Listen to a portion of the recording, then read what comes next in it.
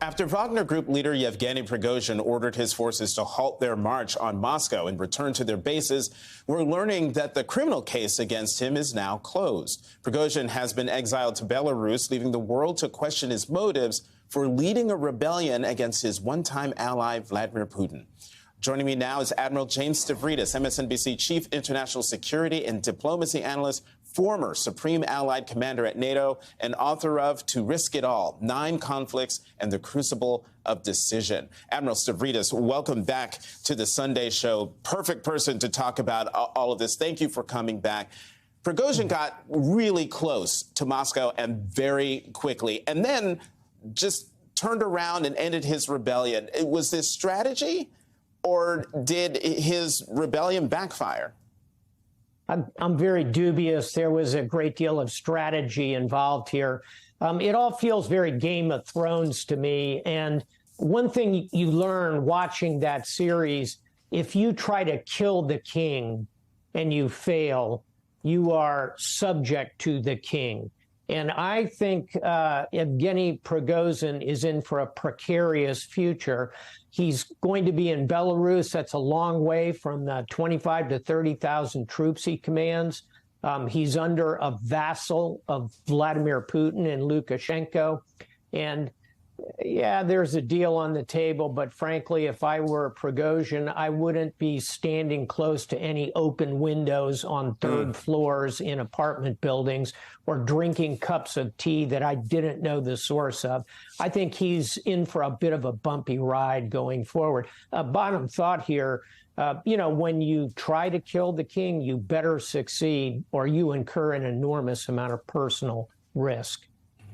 In the Washington Post today, there is reporting that U.S. intelligence officials knew for at least a couple of weeks that Prigozhin was planning this rebellion, this insurrection.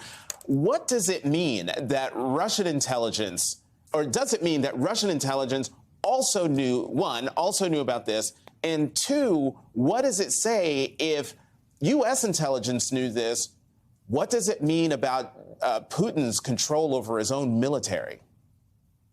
Clearly, the second point is really the salient one, Jonathan, which is it shows Putin has done the worst thing a leader can do, which is to isolate himself or herself from their followers.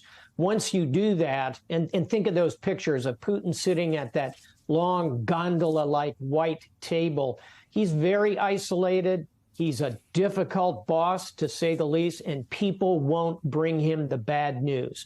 They're scared to. So I think it's quite probable that Russian intelligence at least saw straws in the wind here. I'm quite certain U.S. intelligence did. Look, anybody who's been watching this for 6 months and listening to Prigozhin's rising level of frustration would have predicted he was going to do something.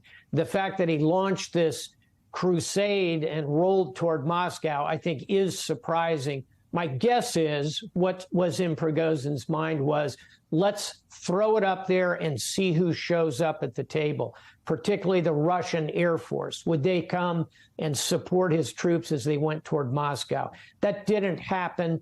Putin maintained a minimal level of control. I think Putin made a smart move exiling Prigozhin.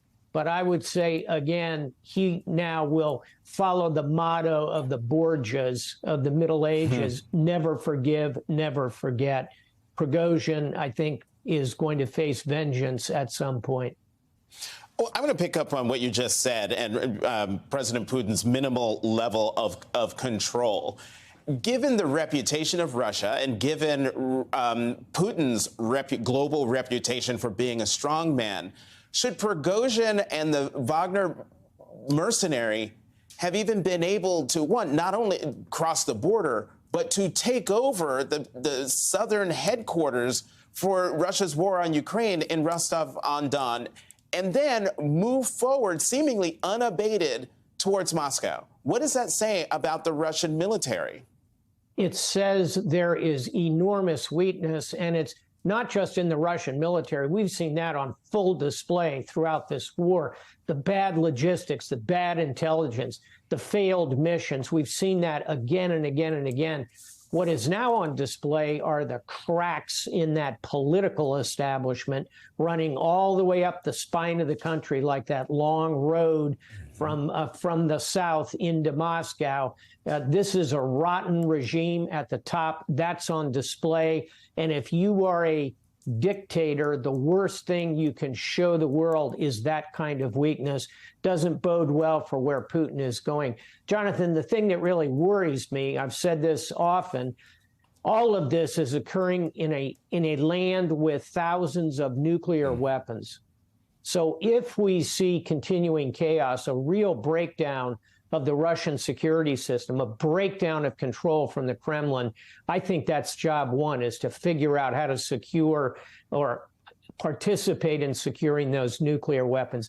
That's the real highway to the danger zone.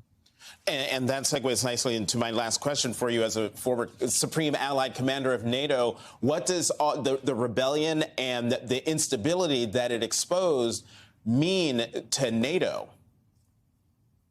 It strengthens NATO, principally because it weakens NATO's major adversary. All the weaknesses we've discussed here this morning are powerful for NATO. And on top of that, Finland has just joined. Sweden will join very shortly, I'm sure, when Turkey drops their objections.